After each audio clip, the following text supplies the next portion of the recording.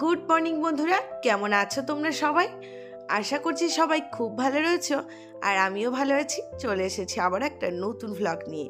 আর এখন বাজে সকাল 9টা, আর এখন থেকে তোমাদের সাথে নিয়ে আজকে ভিডিওটি শুরু করছি। আর এই যে দেখো, এদিকে আমি বানাতে চলে এসেছি সেই বাড়ির স্বাদের আলু চচ্চড়ি। আর বাইরের উঠেছে চড়া রোদ, আর ভিতরে হালকা ঠান্ডা রয়েছে, এখানে খুব একটা ঠান্ডাই নেই। তো কদিন ধরে হোটেলের খাবার খেতে খেতে বাড়ির খাবারগুলোকে খুবই মিস করছিলাম। তাই ভাবলাম আজকে সকালের ব্রেকফাস্টে বানিয়ে ফেলি বাড়িতে যেরকম সাদা আলুর চচ্চড়ি হয়, তো সেই রকম সাদা আলুর চচ্চড়ি। তো কাছে ছিল না এমন কিছু জিনিস নেই, তেল থেকে চিনি থেকে চা থেকে শুরু করে সব কিছুই জোগাড় করে সাথে এনেছিলাম।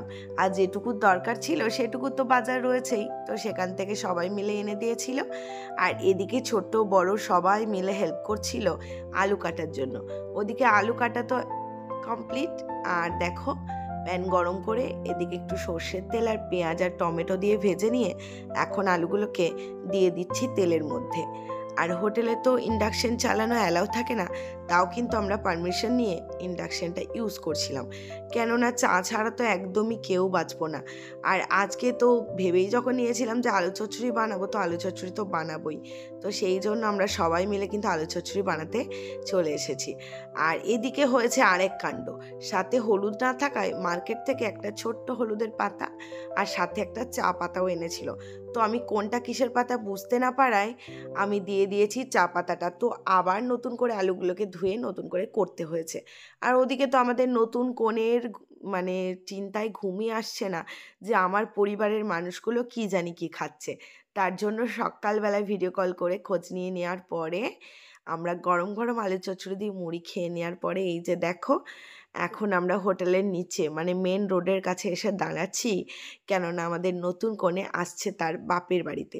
তো যেহেতু আমরা হোটেলেই কদিন বাস করেছি, তো দেখতে গেলে সেটাই ওর বাপের বাড়ি। আর এই যে দেখো, লাল গাড়িটা করে লাল টুকটুকে আমাদের বউ নামছে। সে নাকি আজকে তার রিসেপশন, সে মেকওভার করতে আসছে তার মেকআপ আর্টিস্ট মামির কাছে। আর মামি তো রয়েছে এই হোটেলেই, তো কিচ্ছু করার নেই, ওকে এখানেই আসতে হলো সাজতে। আর এই যে দেখো, পুরো একদম নতুন কনের মতো মাথায় এক মাথা ঘোমটা দিয়ে পরনে হলুদ শাড়ি পরে সে নেমে আসছে। আর আমাদের মুখে তো এপার থেকে এক মুখ হাসি, যেন মনে হচ্ছে এক যুগ পর আমাদের বাড়ির মেয়ের সাথে দেখা হলো। মাত্র একটা রাতই হয়েছে সে তার পরিবারের মানুষগুলোকে ছেড়ে গেছে শ্বশুরবাড়িতে, কিন্তু যখন কাজের সূত্রে বহু রাতের পর রাত সেখানে কাটায়, তখন কিন্তু এমনটা মনে হয় না যে বহু যুগ পরে এলাম। কিন্তু যেহেতু তার বিয়ে হয়ে গেছে একদিন আগে, আজ থেকেই মনে হলো যেন বহু যুগ পরে সত্যিই এলাম। হয়তো এমনটাই প্রত্যেকটা মেয়ে যখন তার বাপের বাড়ি আসে, সবার মনে এটাই চলে। তো যাই হোক, একটা রাতই হোক আর একটা যুগই হোক, অনেক কটা ঘন্টার পর যখন তাকে পাওয়া গেছে, তখন কেউ আর ছাড়ছে না। সবাই মিলে তো আগে একটু আড্ডা করে নিক, তারপর হবে ক্ষণ রিসেপশনের সাজ। তো যাই হোক, ও আসার পর আমরা সবাই মিলে জমিয়ে অনেকক্ষণ গল্প করেছিলাম। আর দেখো, তার বোনকে দেখো, তাকে গাড়ি থেকে নামতে না নামতেই সোজা এক ছুটে চলে গেছে তার কোলে, কেননা বড়দিকে সে নাকি অনেকক্ষণ দেখেনি। আগে তুই আমাকে কোলে নে, তারপর নয় সাজবি। তো তারপর আড্ডা মিটিয়ে সেজে গুজে এখন আমাদের কোণে ফাইনালি রিসেপশনের জন্য রেডি হয়ে গেছে। আর ওদিকে ও তো সেজে চলে গেল তার শ্বশুর বাড়ি, আর আমরাও সবাই কনে যাত্রী যাওয়ার জন্য পুরো রেডি।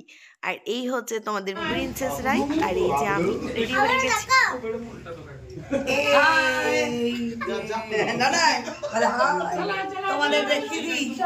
চলো তোমরা এগো, আমি তুলছি তো। আসো গো।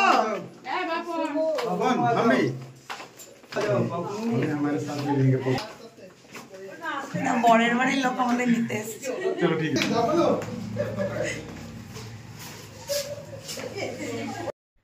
তো চলো বন্ধুরা, এদিকে চলে এসেছে আমাদের গাড়ি, আর আমরা সবাই মিলে সেজেগুজে চললাম আমাদের মেয়ের বাড়ি। তো চলো, আজ আর কোনো রকম শাশুড়ির সম্পর্ক না, সম্পর্কে আমি মামি শাশুড়ি হলেও আজকে কিন্তু আর সেই শাশুড়ির সম্পর্কে যাচ্ছি না। তাই সেজেগুজে কনে যাত্রী গিয়ে আড্ডা মজা নাচ সব কিছুই করব। তো এদিকে পৌঁছেও গেছি বলতে না বলতেই, মাত্র কয়েকটা মিনিটের ডিস্টেন্স। তো আমরা কিছুক্ষণের মধ্যেই ছেলের বাড়িতে পৌঁছে গেছি। আর এদিকে দেখো ছেলের বাড়িতে সমস্ত ডেকোরেশন ভীষণ সুন্দর হয়েছিল। আর আসার সাথে সাথেই এত সুন্দর চারিদিক থেকে গানগুলো বাজছিল যে নিজেরই খুব নাচতে ইচ্ছে করছিল।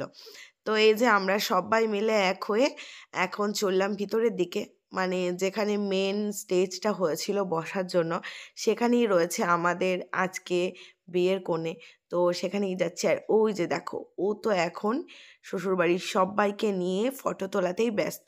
তো আমাদের এক ঝলক দেখে তার মুখের হাসিটা তোমরা দেখতে পারবে, যেটা লক্ষ্য করবে যে আমাদের সবার সাজগোজ দেখে বা আমাদের বাড়ির সবাইকে একসাথে দেখে সে কতটাই না খুশি হয়েছে। তো অলরেডি আমরা পৌঁছে গেছি। আর এখানে এই যে বাইরের যে লোকজন নিমন্ত্রিত আসছিল তাদের সাথে এখানে ফটোশ্যুট চলছিল, তো সেই টাইমটা একটু ভিড়ভাট্টাই ছিল। তো এদিকে দেখো আমরা সবাই মিলে একবারে স্টেজে উঠে গেছি ফটো তোলার জন্য। আর এখানে আমাদের একটা গ্রুপ ফটো হচ্ছিল। আর এই যে আমাদের বর, আজকে বরকে দারুণ লাগছিল, খুব সুন্দর দুজনকে মানিয়েছিল। আর আমরা তো মানে মোটামুটি যে যার মতো সিঙ্গেল গ্রুপ সব কিছু ফটো আমাদের তোলা কমপ্লিট। এখন আমাদের মেয়েকে নিচে নামিয়ে নিয়েছি, তো আমরা নিজেদের মতো করে একটু সময় কাটাচ্ছি। তারপর শুরু হলো সেই নাচ।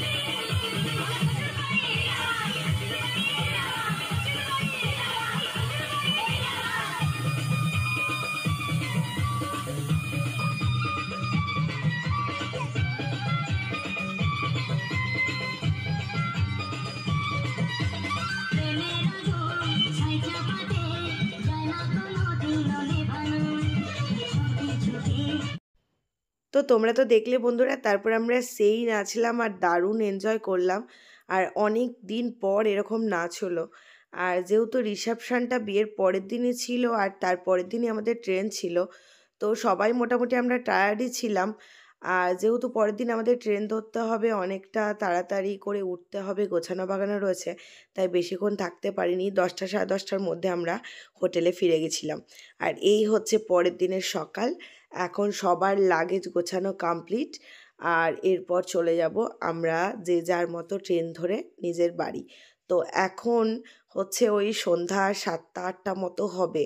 তো আমাদের ট্রেন ছিল দুপুরের 1:30টার দিকে, তো ট্রেন মোটামুটি 12 ঘন্টা লেট।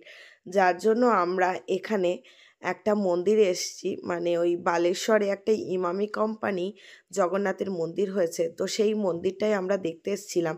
তো উড়িষ্যায় এসেও তো আমরা জগন্নাথ দর্শন করতে পারলাম না, মেন জগন্নাথ মন্দিরে আমরা যেতে পারিনি পুরীতে। তো সেই কারণে ভাবলাম কাছাকাছি জগন্নাথের মন্দির যখন আমরা একটা পেয়েছি, তো সেই জগন্নাথের দর্শন করেই তবে আমরা বাড়ি ফিরবো। আর ট্রেনও যেহেতু অনেকক্ষণ লেট রয়েছে, যার জন্য এই মন্দিরে আমরা চলে এসেছিলাম। আর এই যে দেখো, এই মন্দিরের একটা নিয়ম হচ্ছে ঢোকার মুহূর্তেই একটা জায়গায় সবার জুতো মানে জমা রেখে পা ধুয়ে এই মন্দিরে প্রবেশ করতে হয়। আর তো চলো এই মন্দিরটা তোমাদের এখন একটু ঘুরিয়ে দেখাই। আর যেহেতু সন্ধ্যার দিকে আমরা এসেছিলাম মন্দিরে, চারিদিকে লাইটিং ছিল, ভীষণ ভালো লাগছিল মন্দিরটা দেখতে। তো প্রায় পুরীর জগন্নাথ মন্দিরের মতোই কিছুটা দেখতে। তো যেহেতু আমি পুরীর জগন্নাথ মন্দিরে কখনোই যাইনি, ছবিতে দেখেছি, তাই আমার মনে হয়েছিল কিছুটা একই রকম, হয়তো আকার একটু ছোট বড় হতে পারে। তো এরকমই যারা যারা দেখেছে অনেকেই বলছিল। তো এই জায়গাটা ভীষণই সুন্দর ছিল, আমার খুবই ভালো লেগেছিল। আর উড়িষ্যাতে ঠান্ডা বলতে খুব একটা নেই।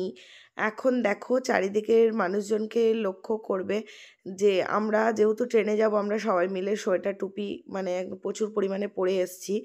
আর অনেকেই কিন্তু যে নর্মাল ড্রেস পরেই এসছে, যে এদিকে যেহেতু ঠান্ডাটা অনেকটাই কম। তো তারপর এখানে আমরা মন্দিরের ভেতর গেলাম আর জগন্নাথ দেবের দর্শন করলাম। আর যেহেতু এখানে ভিডিও অ্যালাউ ছিল না, তার জন্য তোমাদের দেখাতে পারলাম না। আর এই যে দেখো মন্দিরের বাইরেটা, তো এটা টোটালটাই পাথরের কারুকার্য। আর দেখো কত সুন্দর কারুকার্যটা, ভীষণই সুন্দর লাগাচ্ছিল, তাই যার জন্য তোমাদের একটু সামনে থেকে দেখাচ্ছিলাম। আর আমরা এরপর উড়িষ্যাতে আবারও কবে আসবো, কবে পুরীর জগন্নাথের দর্শন করতে পারবো জানি না। তো যাই হোক, এই মন্দিরটায় আসতে পেরে একটু হলেও ভালো লাগছে যে এক জগন্নাথকে না দর্শন করতে পারলেও আর এক জগন্নাথকে আমরা দর্শন করতে পারলাম। আর এই যে দেখো, আমরা সবাই মিলে এখানে একটা ফটোশ্যুট করছিলাম, সবাই যে যার মতো নিজে নিজে ফটো তুলে নিচ্ছিলাম। আর আমরা সবাই মিলে যারা এসছিলাম একটা গ্রুপ ছবিও তুলে রাখছিলাম। আর দেখো কত সুন্দর কাজটা, সামনে থেকে ভীষণই সুন্দর লাগছিল দেখতে। আর চারিদিকেই প্রবেশদ্বার রয়েছে, মানে চারিদিক থেকেই দরজা রয়েছে, খুব ভালো লাগছিল। আর এই যে দেখো পুরোটা দেখা যাচ্ছে, লাইটিংটা ভীষণ সুন্দর লাগছে। আর ওদিকে তো আমাদের ট্রেন যত টাইম বাড়ছে তত একদম লেট হয়েই যাচ্ছে, লেট হয়েই যাচ্ছে। তো আমাদের সত্যি আজকে কপালের পাক যে আমাদের ট্রেনটা লাস্ট গিয়ে 12 ঘন্টা লেটে দাঁড়িয়েছিল। আর এদিকে দেখো কত সুন্দর ফুল ফুটেছিল, সেই ফুলগুলোকেও তোমাদের সাথে শেয়ার করলাম। তো যাই হোক, এরপর আমরা মন্দির থেকে বেরিয়ে গেছিলাম একদম টানা স্টেশনে।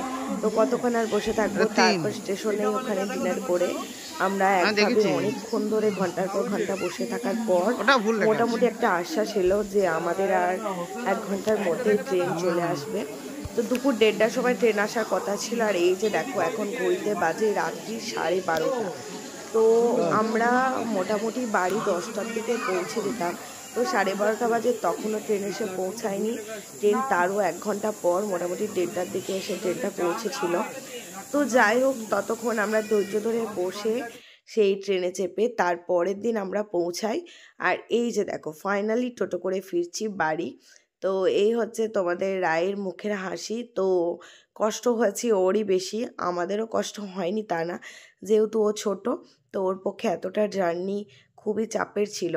তো যাই হোক, পুরো ভ্লগটা তোমাদের কেমন লাগলো বন্ধুরা? আর হ্যাঁ, ভ্লগের মধ্যে তোমাদের জিজ্ঞেস করাই হলো না যে আমার রিসেপশনের লুকটা কেমন হয়েছিল। তো তোমরা তাড়াতাড়ি কমেন্টে জানিয়ে দাও। আর আজকের ভিডিওটা এখানেই শেষ করলাম।